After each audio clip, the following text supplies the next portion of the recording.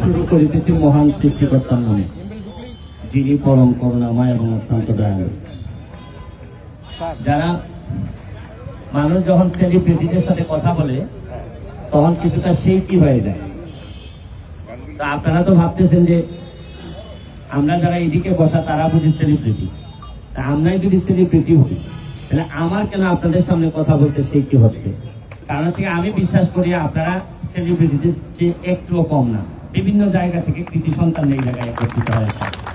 হয়তো ভাগ্যের গুণে কোনো একটা টেকনিক্যাল সাইড দিয়ে আমি আগে এমপি হয়ে গেছি। আমার একটা বিশ্বাস যে আমি যে ভাগ্যের সুযোগটা পাইছি, এই সুযোগটা আপনারা আমার সামনে যারা আছেন তারাও কম বেশি পেলে হয়তো অনেকেই এখানে এমপি মন্ত্রী হয়ে যেতে পারতেন।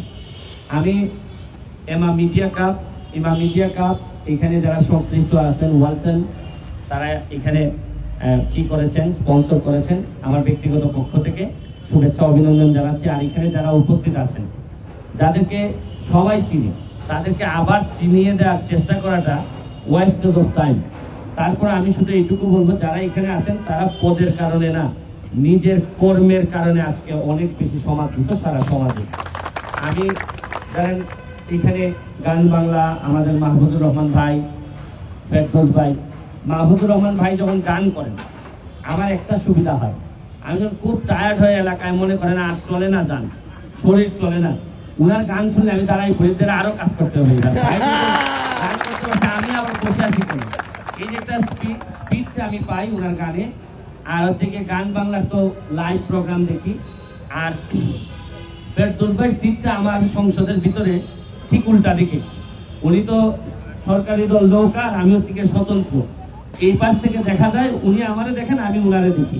তা আমার যখন খুব টায়ার্ড লাগে সংসদে, মনে করেন অনেক সময় খুব মনোটোনাস হয়, একই ধরনের কথা চলতে থাকে, তো ভাবি কি চলে যাব কিনা, তখন আবার ওইদিকে একটু ফেরদৌস ভাইয়ের দিকে তাকাই দিকে, আর এত সুন্দর একটা লোক বসে আছে, আমি যাই কি আমি আর একটু বসে মোটামুটি থাকি, এটা ভালো লাগে যে এরকম লোক আসলে ভালো লাগে।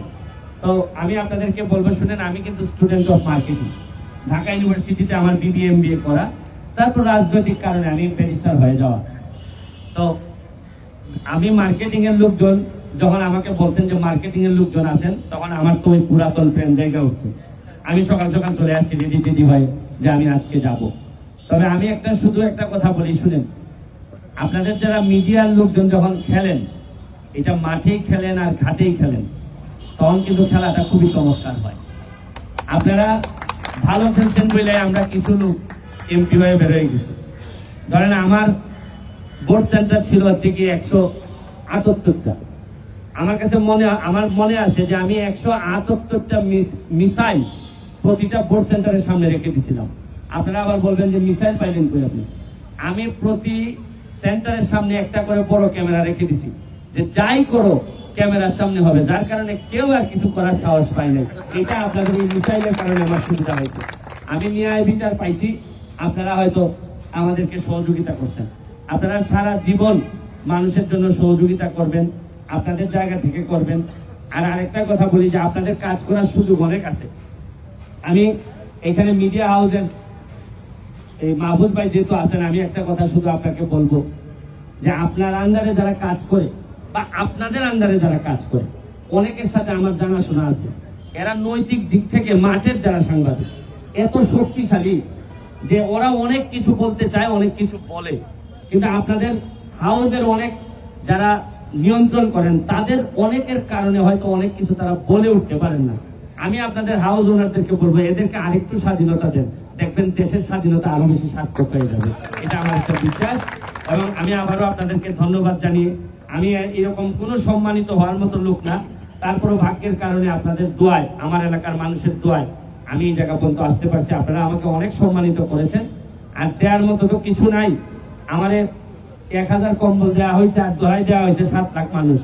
আমি যে কি যন্ত্রণায় আছি আমি জানি। যে এর আগে তো অনেক কিছু বলছি, এখন তো গিয়ে দেখি যে ব্রিজ নাই, কালভার্ট নাই, কত কিছু নাই। মানে আমার জায়গায় যদি ফেরদৌস ভাইরে দিতাম, ফেরদৌস ভাই যত চুল লম্বা লম্বা থাকতো না, দেখতেন আপনি অবস্থা। তো আপনারা আমার এলাকার জন্য দোয়া করবেন। আমি কিছুই আপনারা দিতে পারবো না আপনাদেরকে, তবে একটা জিনিস বলে যাচ্ছি, 1 বছর সময় চেয়ে নিচ্ছি। আমার চুনারঘাট মাধবপুরে যে কনস্টিটিউয়েন্সি, ওইখানে 24টা চা বাগান আছে। 2টা রিজার্ভ ফরেস্ট আছে, রেমা কালেঙ্গা এবং সাতছড়ি। আমি আপনাদেরকে 1 বছর সময় চেয়ে নিচ্ছি, 1 বছর পরে দেখবেন আমার এলাকায় গেলে আপনার আসতে মন চাইবে না। আমি একটা পর্যটন নগরী হিসাবে আপনাদেরকে দেখাই দিব যে একজন এমপি চাইলে কি পারে, এইটার একটা প্রমাণ আমি আপনাদেরকে দেখাইতে চাই। এইটা যেন আমি পারি, এটা আপনারা আমাকে একটু দোয়া করবেন এবং সহযোগিতা করবেন।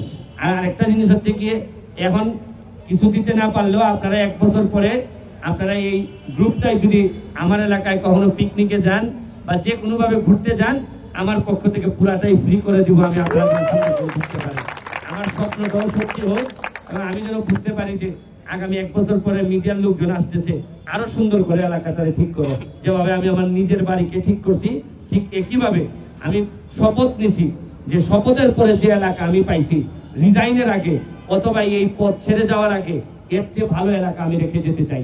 ভালো থাকবেন। Thank you. স্বপ্ন তাদেরই সত্যি হয় যারা স্বপ্ন দেখার সাহস